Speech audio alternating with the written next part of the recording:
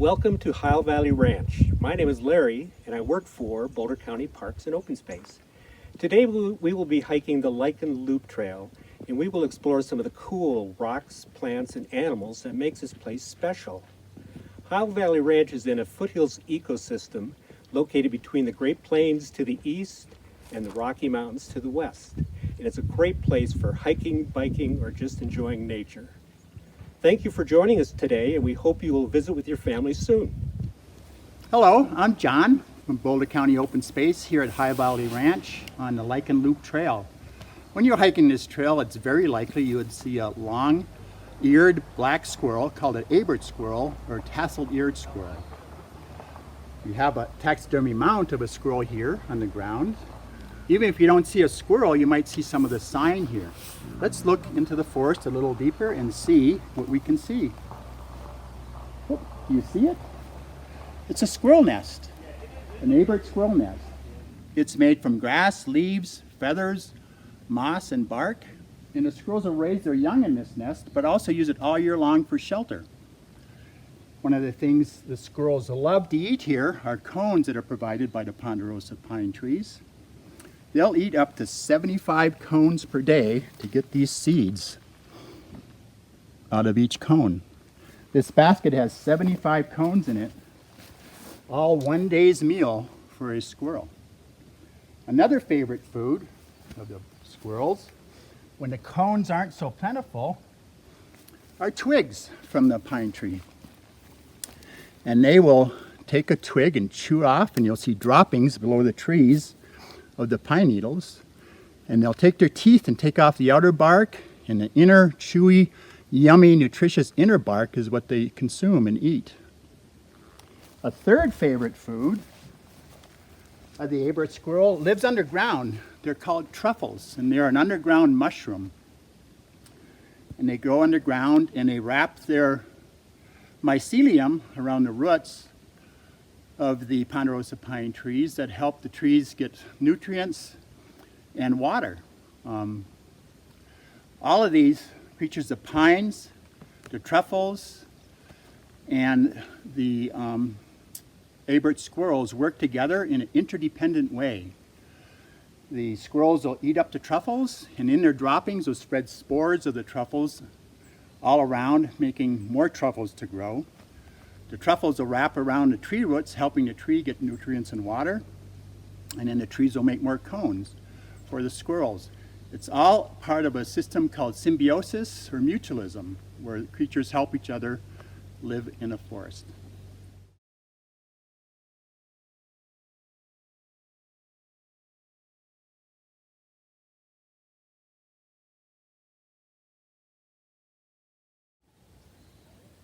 Hey there, my name is Emily and I work for Boulder County Parks and Open Space. I'm here to tell you some great things about hiking our Lichen Loop trail. Have you ever wondered if other animals share this space with us and call Heil Valley Ranch our home? Well, that's right. When you're hiking, sometimes you'll see signs like this one warning you about animals in the area. So here, there may be some mountain lions. Predators like mountain lions and bears may be fun to watch, but we want to make sure that we're keeping our distance from them so that we stay safe. If they're startled, they might feel threatened, but for the most part, they will avoid you. So what do you do if you were to see one of these animals? Do you run really fast, or do you back away slowly? Other animals here, like turkeys, also need space too. So while they're fun to watch, we want to make sure that we're watching from a distance and enjoying the view.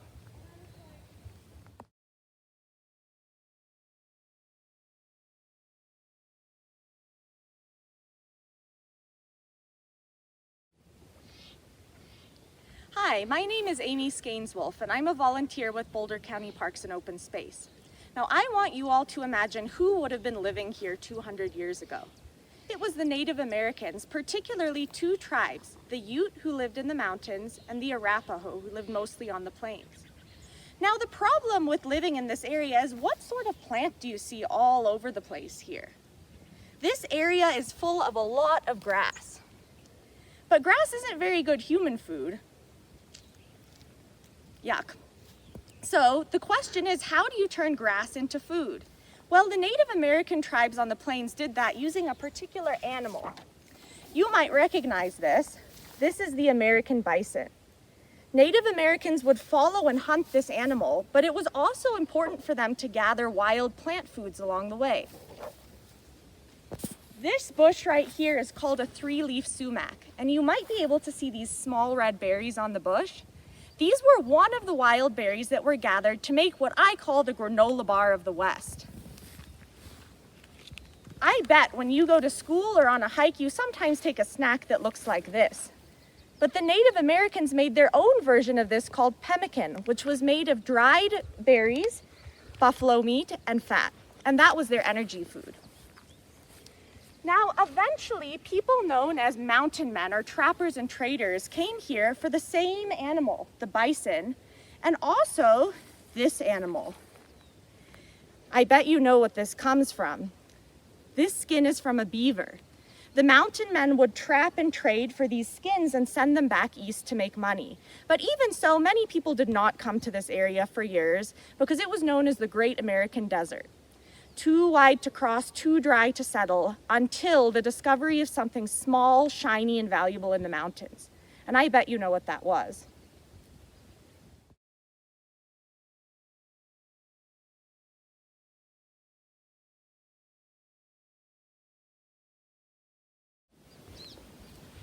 If rocks could talk, this one would have quite a story to tell. So what is this funny-looking bumpy rock? It's a stromatolite. Stromatolites are the fossilized remains of an ancient life form that dominated the Earth for 2.5 billion years. They were formed by layers of blue-green algae that built up and up over time. If you cut an onion in half, it would look just like the inside of a stromatolite in layers. This is what Heil Valley Ranch looked like when the stromatolites were growing here. So what's so cool about stromatolites? Through photosynthesis, they increase the oxygen levels on Earth to a point where other oxygen-loving animals, including us, people, could evolve and thrive. Just think, if we didn't have stromatolites, we may not be here today.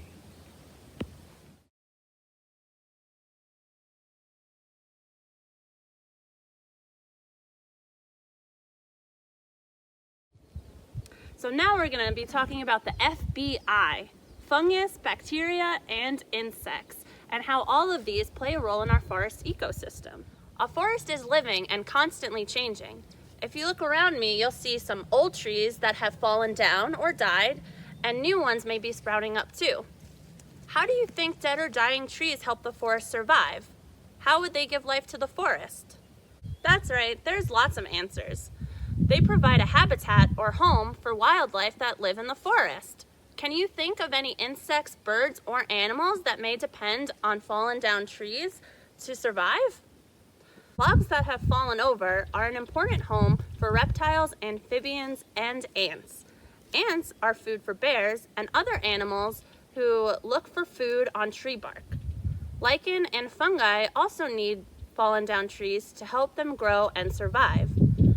Birds may also use trees as nests, and right next to me, you can see that a woodpecker has been pecking holes in this tree to get nutrients. When trees die, they break down into the soil, and the soil gets nutrients from the dead tree. So in the end, this actually helps our forest and its long-term health for the ecosystem.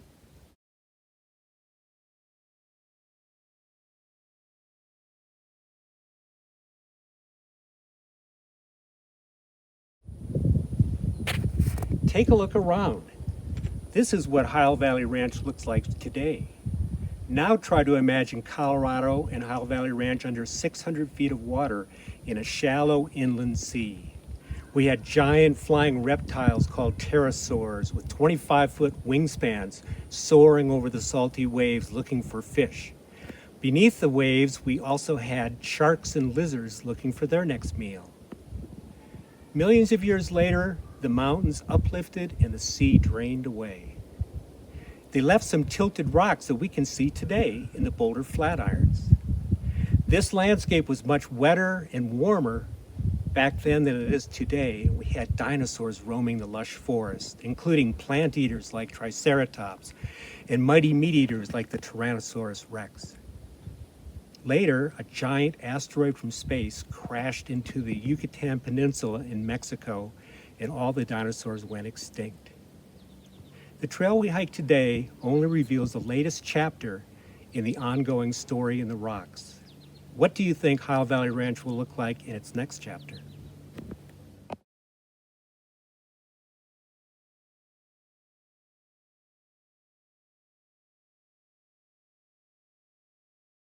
Now we're going to learn about fires and our forests. But first, I want to ask you, how are fires started? If you said something like by an uncontrolled campfire or matches, then you're absolutely right. But nature can also start fires. Sometimes lightning or volcanoes will start a fire. When a fire occurs naturally in nature, it's called a wildfire. Behind me, you might notice that there are less trees on that hill. That's because a fire swept through the hill, destroying everything in its path. The trees were so close together that everything wound up burning for miles, and now it's going to take a really long time for our trees and other plants to grow back. Did you know that fire is an important part of our ecosystem too? Earlier we talked about insects and fungi and how they like to eat nutrients from dead trees. These are called decomposers. They help our forests too. Similarly, a fire also helps clear and break down nutrients in the forest. Take a look at these trees behind me. They're pretty close together, huh? We often think fire is bad, but in nature it's actually necessary. Frequent small fires help keep the forest healthy by thinning out the smaller trees. Otherwise, there are too many trees, and when there is a fire, it'll be out of control. Fire, just like anything in nature, needs a balance.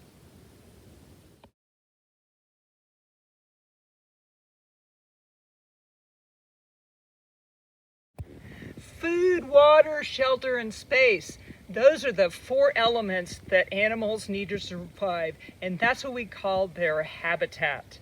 I'm Deborah Price with Boulder County Parks and Open Space, and there is a lot of habitat here at Heil Valley Ranch. Let's think about those four elements for a second. When you think about food that animals might eat, there's everything here from plants and berries and all kinds of stuff that grows to little prey animals that bigger animals might want to eat, all kinds of food. Gear Creek runs right through the middle of this property, and that provides water for everything that needs water. Shelter is a home where you live. So animals live in trees, underneath trees, under the ground. They live in the meadow. They might live in a log. All kinds of shelter here for wildlife, and plenty of space to roam around and hunt and hide and find food and do everything you need to do as an animal. So let's think for a second what we might see in this place. If you look on the edge of the forest, there's trees growing there, kind of coming out into the meadow. It kind of comes together. We might see a coyote weaving in and out, looking around for a little snack. And then out in the meadow itself, there's all these wonderful green grasses that deer and elk love to graze on. What a great place to see deer and elk out here in the meadow. Now in another meadow close by, there are prairie dogs. And these little guys dart in and out of their holes. They're trying to find stuff to eat, but they're also watching because they're low on the food chain, and lots of things eat them, including things from the sky like red-tailed hawks that are flying over looking for a nice, good afternoon or evening snack. And if you're really lucky, you might even see a bear sniffing around for berries and trying to fatten up before winter, before hibernation. All these critters and many, many more share this space here at Heil Valley Ranch. Now, it's possible that sometimes the habitat needs of humans might interfere with those habitat needs of animals. But we can learn to share our space together, and that's what's happening here at Heil Valley Ranch.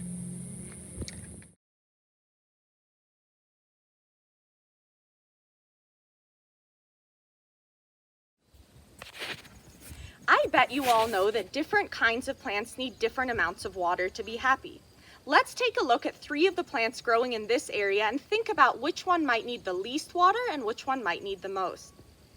One is this cactus growing on the ground right here. Another is the grass growing behind me. And the last one is the Rocky Mountain juniper. Well, you might associate cactus with the desert, and that's a good association. Cactus doesn't need much water at all. Trees need the most water of those 3 to be happy. So on the prairie here, down on the flat plains, there is not enough water for trees, but there is enough water for grass and cactus. When you get up into the higher mountains, there's plenty of water to support different kinds of trees. Now the reason for that is something called the rain shadow effect. If you imagine that my hand is the Rocky Mountains and my fist is a big wet rain cloud, as that cloud comes from the west and hits those mountains, it dumps a lot of water. But by the time it makes its way over here to the plains, it doesn't have any water left. So that's why it's really dry on the prairie. Now this is a really cool spot because this is the transition between those 2 zones, right? We still have plants like cactus and grass that don't need a lot of water, but we start having trees, which shows us that there's a little bit more water around. Now this is a Rocky Mountain juniper, and you might remember also the Ponderosa pines we saw where the squirrel lived. Those are both trees that can do with less water. Trees that lose their leaves, like aspen and cottonwood, need more water to survive. So you might wonder, down on the plains when we're farming and using water in our neighborhoods, if it doesn't rain, where do we get that water from? Well, your answer is right down here. These rivers flow out of the high mountains where lots of water falls as snow, and as it melts, it comes down onto the prairie and gives us the water we need to farm and live.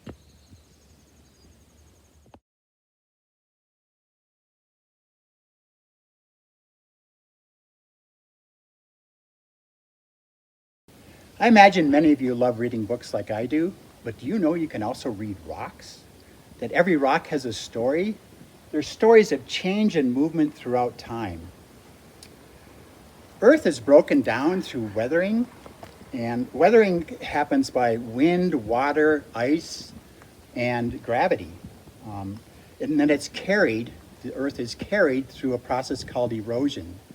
And then lastly, Earth is deposited by deposition. It means depositing Earth in an area where it wasn't before. If you look closely at this rock, you can see pebbles embedded.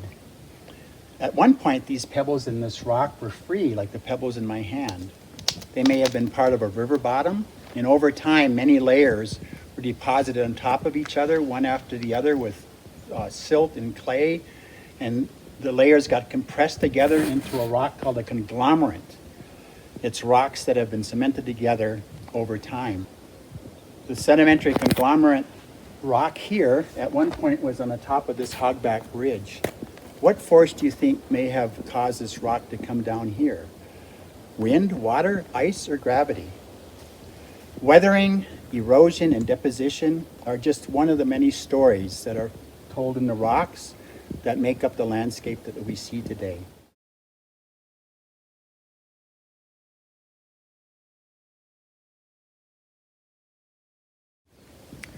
Ponderosa pines are one of my favorite trees. Look how beautiful they are. These trees can reach like 150 to 200 feet tall, and they've got incredible bark. Very thick bark like this. It helps protect them from fires and from insects and things. And the best part is it kind of smells like a milkshake. If you stick your nose right on an older tree like that, it has this orangey type bark. It smells kind of like vanilla or butterscotch, and that's pretty cool. But mostly they provide habitat for lots of animals that are out here underneath the trees and in the trees, like the little Abert squirrels, and lots of birds. So it provides a good place for things to live. In addition, these trees, because they usually live in kind of dry areas like this, have a really long taproot. And the taproot can go 6 feet under the ground. And that helps the tree find water so that it can grow very tall. So Ponderosa pines are evergreens or conifers, and they have needles throughout the year. Now they do lose some of their needles. You can see these brown ones up here, but they're constantly growing new needles. And the needles are very long. They're like usually 5 or 6 inches long, and they grow in little bunches, and the cones grow out here at the end. So look for those Ponderosa pines as you're walking. Did you see the top of that tree? It looks very much like all the other trees here, with lots of fresh green needles reaching out to the sun. But look at it down here. It looks kind of dead. And it actually looks kind of spooky, like something you'd see in Harry Potter, maybe. All these branches are kind of gnarled and dead looking. There are no needles on these limbs. But that's because the trees here are very close together. And so the tree has just reached higher and higher and higher as it's gotten older to find needles to reach the sun. But in the meantime, this tree is very much alive. And it's using that taproot to reach the water that it needs, and it uses the leaves at the top to reach the sunlight, and it's still growing probably for many years to come, even though it looks kind of dead here. So when you're at Heil, really respect these great Ponderosa pine trees and admire their beauty and their strength, and don't forget to take a whiff of that great vanilla scented bark.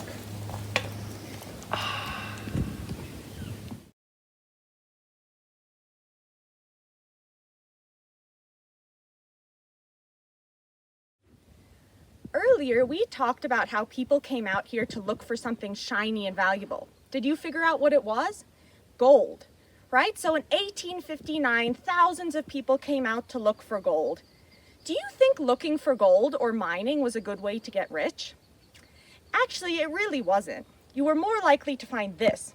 Sparkly, but this is fool's gold. Real gold was hard to find. The people who were smart figured out that they could actually make a lot more money supplying the miners with what they needed. What do you think miners might have needed? Well, like all of us, they needed food, right? So many people turned to farming. And you might be able to guess this place is called Heil Valley Ranch. Do any of you know what a ranch is? What type of animal was raised there? Cattle, right? For meat. So that was an important industry in this area. Something else that miners needed was shelter. Well, there is plenty of wood in the mountains, right? But on the plains, there wasn't. So people used to haul logs down the mountain, but there were also other materials you could build with. Do you see this behind me? This is the remains of what was called a kiln. But that rock that you see is called sandstone, and that was mined in Lyons. That's why Lyons is a town.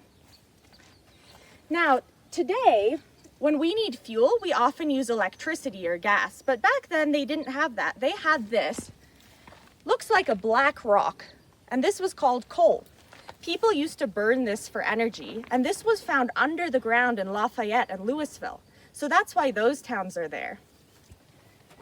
Now, other rocks can be valuable as well, and that's what this was used for. This was a kiln. Have any of you done pottery? A kiln is something that gets really hot and you put things inside. Inside this kiln, they used to put limestone, which looks like this, stacked with layers of coal, and it would all cook down into a fine, crumbly powder that was then used for paint and farming and other uses.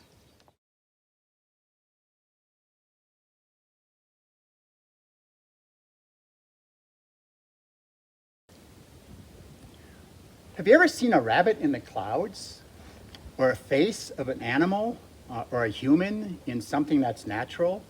Scientists say that we have a heightened awareness as humans to see faces and animal shapes in the wild. It's called pareidolia. Let's look at this rock. What do you see? Many people see a bulldog on this conglomerate rock that's been shaped by erosion and weathering, that's made a face that looks like a bulldog. Here at Heil Ranch, we don't allow dogs to protect the wildlife, but this dog has been here for so long, we've decided we're gonna let it be. Some say if you're really quiet when you're hiking this trail and you come upon a Bulldog Rock, you can actually hear it bark.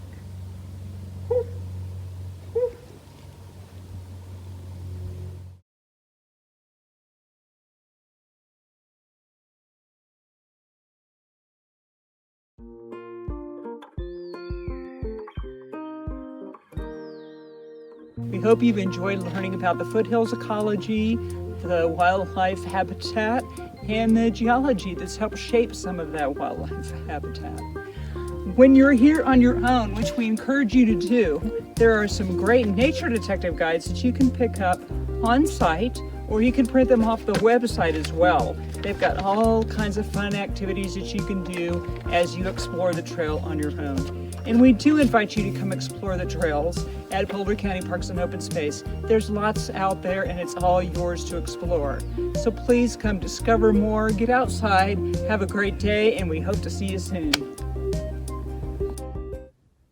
After this video was created in the summer of 2020, the CalWood wildfire roared through Heil Valley Ranch in October, burning over 4,400 acres.